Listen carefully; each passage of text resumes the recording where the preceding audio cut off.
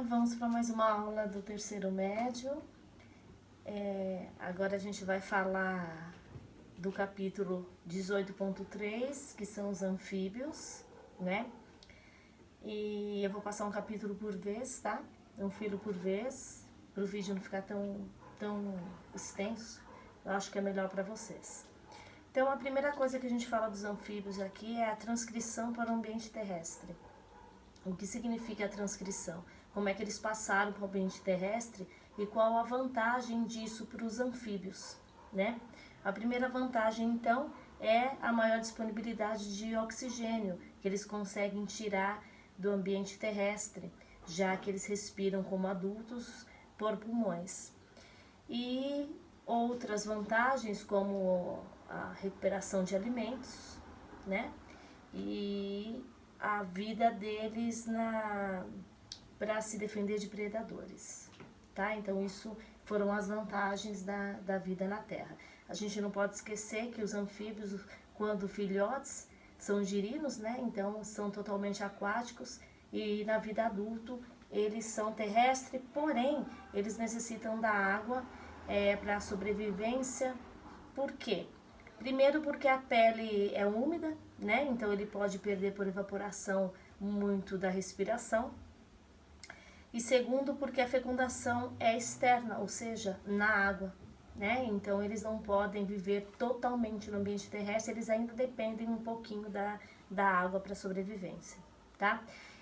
A evolução dos anfíbios em relação aos peixes, que foi o capítulo que a gente estudou anteriormente, uma delas é o coração, né, que os peixes têm 2 cavidades, os anfíbios têm 3. Isso aumenta o seu transporte sanguíneo, tá bom?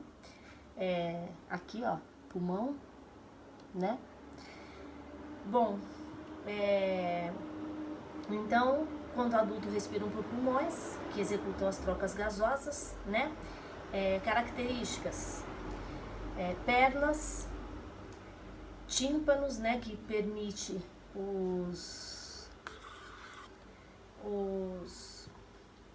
as glândulas nervosas que tem dentro da orelha, então permite a passagem de impulsos nervosos, né, estímulos, a pele permeável, pálpebras e glândulas lacrimais, né, que protegem o olho, né, que estão aqui dentro na anatomia interna dos anfíbios.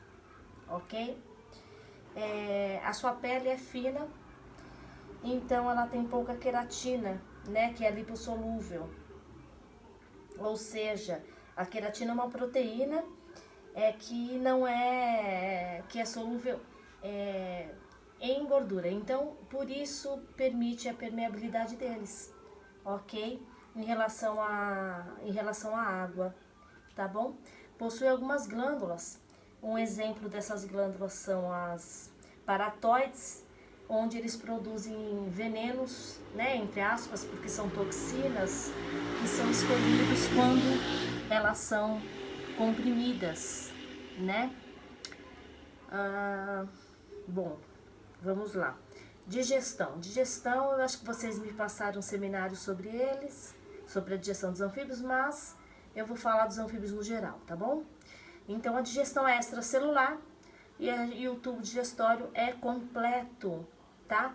Que se abre no final do tubo digestório, vai dar no orifício chamado cloaca, tá? Que os peixes também contêm, ok?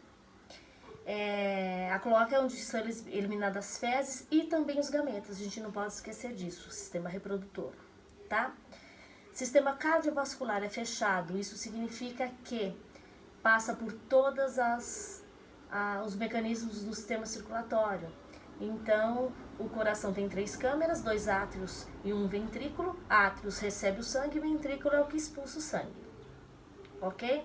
E eles têm 2 voltas cardíacas, ou seja, o sangue passa 2 vezes pelo coração, tá? Bom, trocas gasosas. Então, as trocas gasosas nos anfíbios, nos adultos, ocorrem nos pulmões, tá? na verdade, pulmões e um pouquinho na pele. Eles compõem essas trocas gasosas pela pele. Por isso a pele dele, o certo é que esteja sempre úmida, né? Contém a pele sempre úmida, por isso eles necessitam ainda um pouco da água, ok? A respiração cutânea em menor escalas, né? E é feita pelas mucosas da boca e da faringe, tá? E a respiração pulmonar, que a gente fala que é a bucofaríngea, por necessitar dessas dois órgãos, que é a boca e a faringe do sistema digestório, ok? Excreção, como é que eles excretam? Rim, tá bom? Ó, rim, né? Então, a secreção é feita nos rins, propriamente nos néfrons, né? E não esquecer que a maioria dos anfíbios adultos não possuem brânquias. Eles possuem brânquias contra o girino e depois eles perdem a cauda e as brânquias. E é por isso que eles evoluíram para a respiração pulmonar, tá? Então, isso é uma evolução dos anfíbios em relação à vida marinha com a vida terrestre. Sistema nervoso, como funciona? É tubular e dorsal, tá? Pelo dorso, tá? Ó, horta dorsal, cauda dorsal, cérebro, orifício nasal. Então, o dorso, a parte de cima, ok? Então, o sistema nervoso é tubular, né? O encéfalo é um pouco maior e mais complexo que a dos peixes, tá? Dos peixes é menor e ele é um pouco mais evoluído também, por isso que está no filo posterior aos peixes, ok? Sistema reprodutor vocês também fizeram no seminário e então vocês já sabem, não é? Que eles são dioicos, o pessoal do seminário de anfíbios, né? Ou seja, a maioria da dioicos que tem os dois sexos, né? A maioria representa a fecundação externa e as fêmeas, então, eliminam os gametas dentro da água, ok? E os machos despejam os espermatozoides, por isso fecundação é feito na água, tá? Desenvolvimento indireto. Por que indireto? Porque passa pelos estágios larval. O desenvolvimento direto é aquele que quando ele é bebê e quando é adulto possui as mesmas características, não é o caso dos anfíbios, ok? Quando eles são girinos, eles possuem caudas e depois essa cauda é digerida pelos os lisossomos das células, né? Que é uma organela celular. Então ele digere, faz a digestão dessa cauda, ele perde a cauda, obstrui as brânquias e aí ele começa a respiração pulmonar. Então a gente fala que tem o estágio larval e depois ele passa por metamorfose.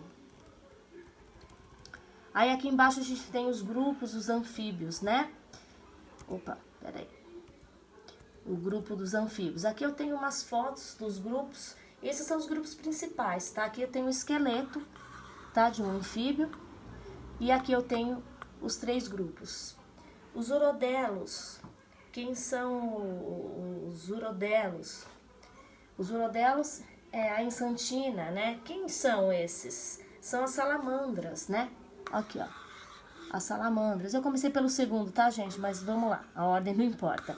Então, os urodelos, a gente fala que são as salamandras, que muita gente pensa que é réptil, porque ele é semelhante ao camaleão. Mas não são. São anfíbios. Pele úmida. Anfíbio, a característica principal é esse. Pele úmida, tá? Então, os urodelos, eles têm corpo alongado e cauda, como a gente pode ver aqui, tá bom? Os anuros, as pererecas, sapos, tá? Então, e rãs, né? E as rãs. Então, os adultos possuem pernas e não apresentam caudas, diferente de quando são bebês, que apresentam cauda, né? E aí eu tenho o último aqui, ó.